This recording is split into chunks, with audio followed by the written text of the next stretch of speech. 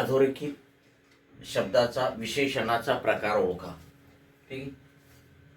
एकवचनी हा शब्द अधोरेखित केलेला आहे. राम एकवचनी राजा होता.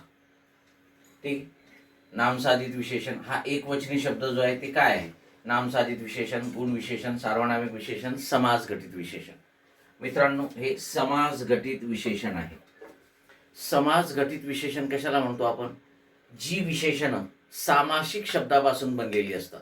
सामासिक शब्द विशेषणाचं काम करतात. ठीक आहे. तेव्हा आपण त्या सामासिक शब्दांना काय म्हणतो? समासघटित विशेषण.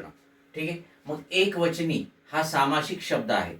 एक आहे वचन ज्याचे असा जो तो राम. ठीक. आणि म्हणून हा सामासिक शब्द आहे. आणि या वाक्यामध्ये हा सामासिक शब्द ठीक आहे विशेष माहिती सांगतो. आणि म्हणून ते काय आहे?